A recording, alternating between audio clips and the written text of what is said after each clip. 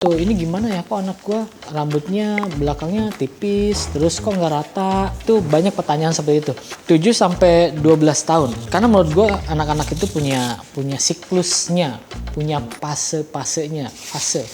Salah satu tips untuk tukang cukur juga, biasanya anak-anak itu pertumbuhan rambutnya kan belum sempurna. Kalau kita pengen sampingnya itu nggak terlalu tipis, itu baiknya pakai gua. Oke, halo teman-teman, balik lagi di channel Tukang Cukur bersama gua Jule, dan hari ini gua mau cukurin anak gua sendiri yang umurnya masih 7 tahun, kelas 2 SD dan rambutnya sudah berantakan. Dan gua mau ngasih tahu ke teman-teman di sini, mungkin ada bapak-bapak, ibu-ibu yang punya anak juga punya keresahan terhadap anaknya pengen cukur apa, terus bingung mau anaknya kayak gini tapi nggak bisa tukang cukurnya, terus anaknya ngambek dan lain-lain. Karena beberapa customer gue juga mengeluhkan itu, dia punya anak terus pengen cukur kayak gini kok nggak bisa-bisa ya, terus anaknya marah jadinya dan nggak mau sekolah dan lain-lain. Di sini gue akan menjabarkan cara memotong anak dan cara menentukan potongan yang cocok untuk anak-anak umur 7 tahun kelas 2 SD atau mungkin ya sekitar itulah 7 sampai 12 tahun. Karena menurut gue anak-anak itu punya siklusnya, punya fase-fasenya, fase. Maksudnya fase itu apa? Jadi kalau anak umur bulanan sampai 1 tahun 2 tahun, dia bentuk rambutnya terus tekstur rambutnya memang belum tumbuh sempurna, jadi bisa berubah nanti pas pertumbuhannya. Makanya ada beberapa orang tua biasanya tuh sering nanya ke gue tuh, ini gimana ya kok anak gue rambutnya belakangnya tipis terus kok nggak rata, orang tuanya lurus anaknya kok keriting. Nah itu banyak pertanyaan seperti itu. Jadi itu memang normal teman-teman, biasanya nanti akan berubah sesuai dengan umurnya. Yang bikin berubah itu apa? Yang pertama hormon pasti. Jadi ketika dewasa dia nanti akan bisa berubah lagi, dan pertumbuhan rambut itu sekitar umur 20 sampai 25. Menurut gua masa-masa prime-nya rambut. Di bawah umur 20-an bisa jadi rambutnya belum tumbuh sempurna.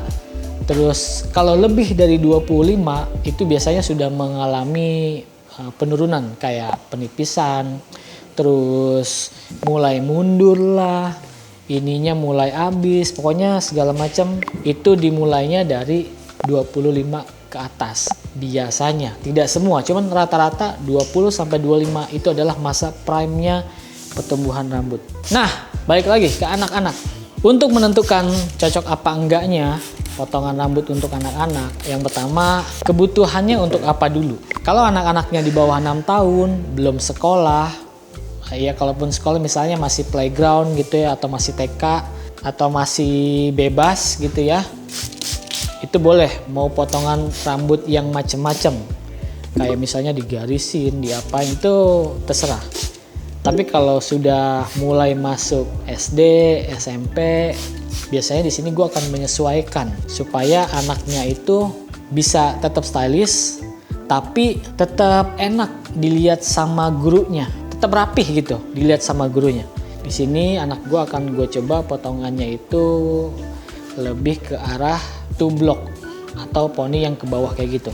Kenapa gue pilih kayak gitu? Karena anak gue rambutnya itu tipis sama kayak gue. Terus ini rambutnya teksturnya juga tipenya itu tipe yang 2B. Dia agak ikal, 2A atau enggak 2B. Jadi bergelombang. Nah, ditambah kalau dia di sekolah kan dia masih belum bisa untuk mengatur rambutnya. Makanya gue pilih potongan yang aman-aman aja, yang bisa ke kiri, yang bisa ke kanan, bisa turun, terus bisa ke atas juga. Nah, potongan itu menurut gue aman untuk anak-anak sekolah. Nanti atasnya akan gue buat pas alis ini, terus sampingnya nggak kena kuping, belakangnya nggak sampai kena kerah. Dan ini menurut gue adalah aturan baku zaman dulu sekolah itu kayak gitu. Tidak melewati alis, kuping, dan juga kerah. Gue akan mulai coba langsung dari poninya dulu. Poninya itu nih gue bikin deket alis. Nah segini. Ben, tapi papa mau nanya, di sekolah ada razia rambut nggak? Ada ini nggak, diperiksa rambutnya kamu harus potong gitu atau gimana? Ada nggak? Enggak. Nggak ada. Kamu kalau rambutnya panjang kayak gini disuruh potong sama guru nggak? Disuruh. Disuruh. Terus kalau nggak potong gimana? Nggak tahu. Nggak tahu ya. Tapi nggak ada yang sampai dipotong guru, nggak ada ya? Ya sebenarnya kalau di sekolah anak gua tidak ada razia rambut, paling hanya apa ya, himbauan aja. Ketika rambutnya panjang ya udah disuruh potong. Sama balik lagi, kan kalau anak gua tipe rambutnya kayak gini, mungkin buat teman-teman bapak-bapak dan ibu-ibu di sana yang punya anak seumuran kayak anak gua juga, menurut gua potongan sekarang itu lebih enak ya. Karena trennya lagi ke Korea. Nah, Korea ini potongannya itu belah tengah, terus juga tublok, kerten. Intinya potongannya itu bukan yang pakai pometan, terus harus digarisin, undercut, bukan kesana lagi. Jadi potongan-potongan anak sekarang itu kalau nggak belah tengah, ya udah ke bawah aja dan dibuat belakangnya itu dibuat mulet. Mungkin saran gua, sebelum bapak-bapak, ibu-ibu potong rambut anaknya, itu coba didiskusikan dulu. Gua dulu itu melayani cukur anak zaman dulu. Sekarang sebenarnya gua sudah tidak mau untuk nyukur anak-anak lagi. Kenapa?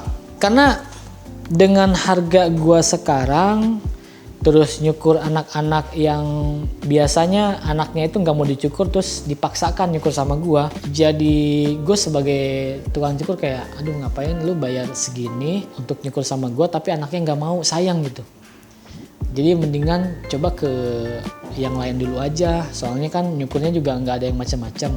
Ya udah coba yang ke teman-teman yang lain gitu ya. Maksud gua kalau memang pengen potong sama gua, itu gue biasanya akan nanya, Mas, ini anaknya mau dicukur atau enggak? Karena kalau anaknya nggak mau, terus dipaksakan, itu hasilnya nggak maksimal.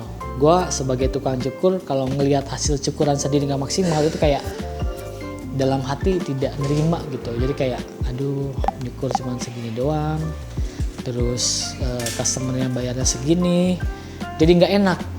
Ngerti nggak sih? Maksud gue, nah gue sebagai tukang cukur punya perasaan itu, makanya sebisa mungkin kalau lu punya anak pengen cukur sama gue, usahakan anaknya itu mau dicukur dan punya pilihan.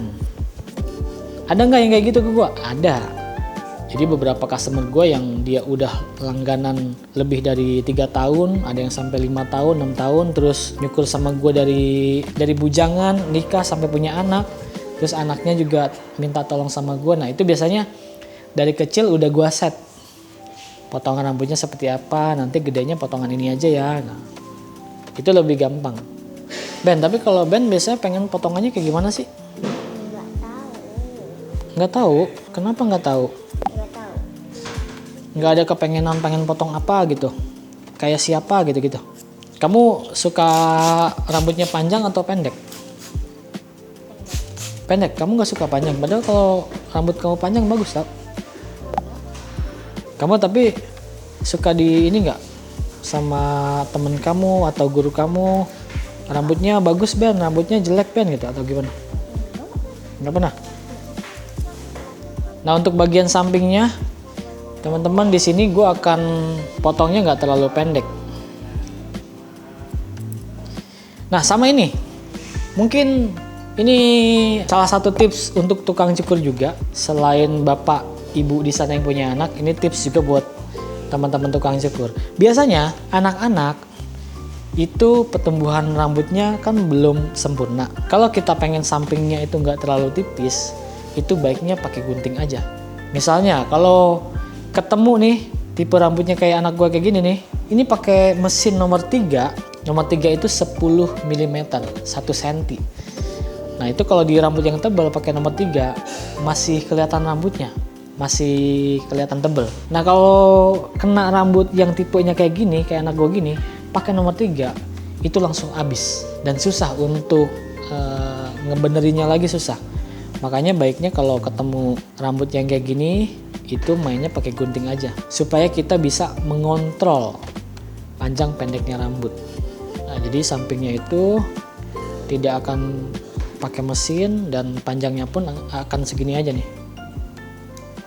Nah, jadi untuk bagian sampingnya segini aja. Tuh, lihat. Bagian depannya poni sealis, samping nggak kena kuping. Sisanya akan gue samain samping kiri dan juga belakangnya.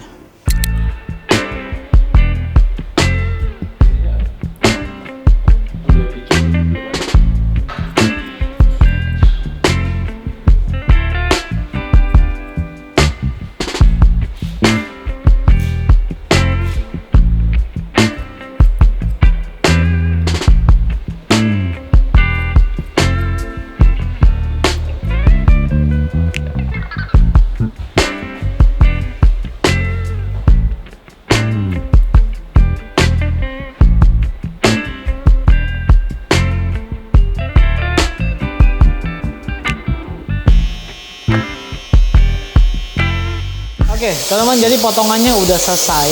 Potongannya ya, secara bentuk, tapi finishingnya belum. Ini lagi gue keringin untuk ngeliat keringnya gimana. Habis itu gue rapihin lagi supaya bentuknya lebih sempurna.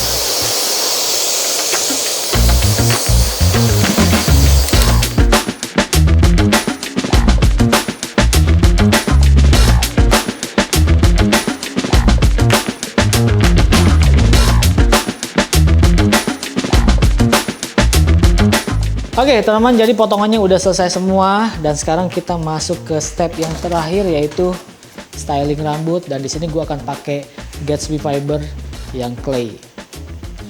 Di sini gue akan pakainya sedikit aja. Hup.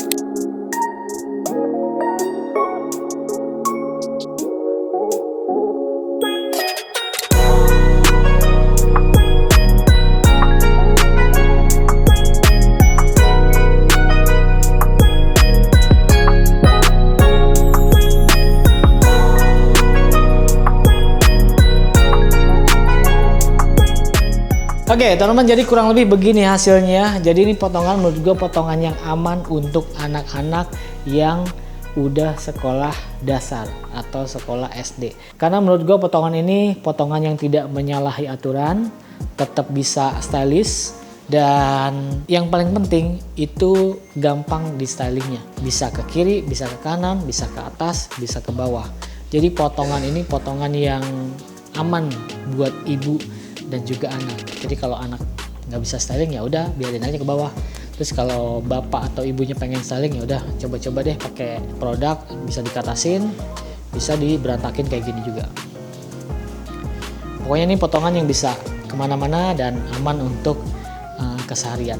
Dan sekian untuk video kali ini, semoga bermanfaat buat ibu dan anak, terutama juga buat teman-teman tukang cukur yang biasa menghadapi anak-anak, biar lebih gampang lagi untuk kita membuat potongan yang cocok untuk anak-anak dan sesuai dengan kebutuhannya. Dan buat teman-teman yang pengen cukur di Hajuman Salon, langsung aja follow Instagramnya Hajuman Salon. Semua infonya nanti ada di sana, dari harganya, tempatnya, terus juga tukang cukurnya ada siapa aja. Kalian juga bisa lihat portofolionya untuk semua potongan ada di sana juga. Dan link bookingnya nanti akan gua taruh di deskripsi. Terima kasih, sampai jumpa di video selanjutnya. Gua Jule, jangan lupa sisiran.